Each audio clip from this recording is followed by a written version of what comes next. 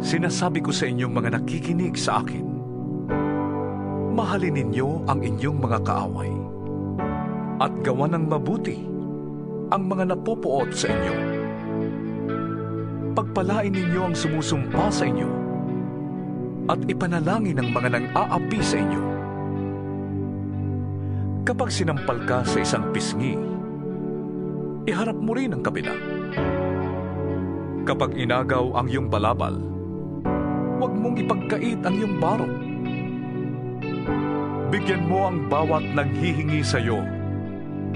At kung may kumuha ng iyong ari-arian, huwag mo nang bawiin pa ang mga iyon.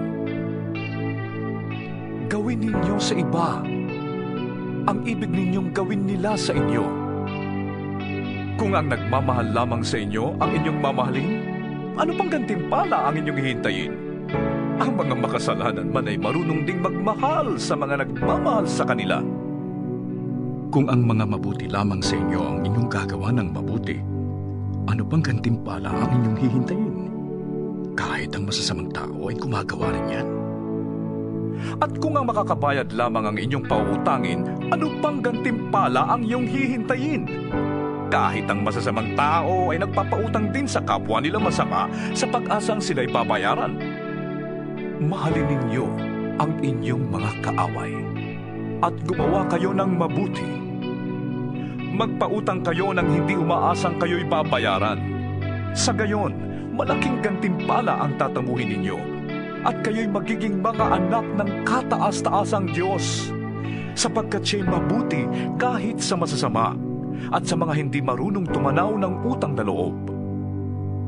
Maging mahabagin kayo na gaya ng inyong ama. Huwag kayong humatol at hindi kayo hahatulan.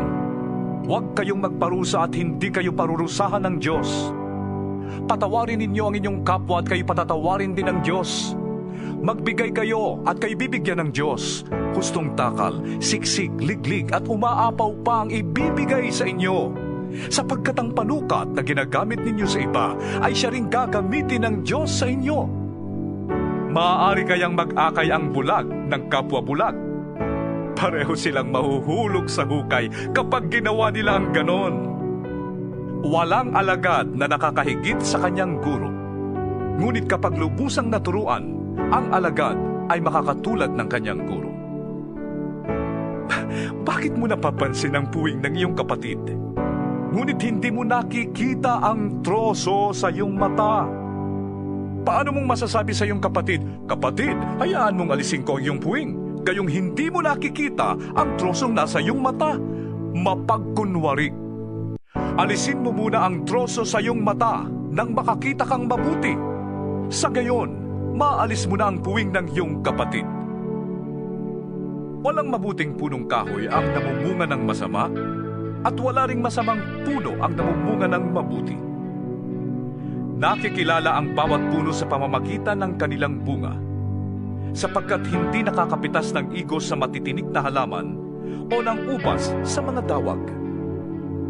Ang mabuting tao ay naglalabas ng mabuti mula sa kanyang pusong sagana sa kabutihan, samantalang ang masamang tao naman ay naglalabas ng masama mula sa kanyang pusong tigib ng kasamaan. Sapagkat kung ano ang nag-uumapaw sa puso, ay siyang sinasabi ng labi. Bakit ninyo ko tinatawag ng Panginoon, Panginoon? Gayong hindi naman ninyo tinutupad ang sinasabi ko. Sasabihin ko sa inyo kung ano ang katulad ng taong lumalapit sa akin, nakikinig ng aking mga salita, at nagsasagawa ng mga ito. Ang katulad niya ay isang taong humukay ng malalim at nagtayo ng bahay sa pundasyong bato. Nang bumaha at bumugso ang tubig sa bahay na yon, hindi na tinag ang bahay na itinayo, sapagkat matibay ang pagkakatayo nito. Ngunit ang nakikinig naman ng aking mga salita at hindi tumutupad nito ay katulad ng isang taong nagtayo ng bahay ng walang pundasyon. Nang bumaha at bumugso ang tubig sa bahay na yon, ito ay kaagad bumagsak at lubusang nawasak.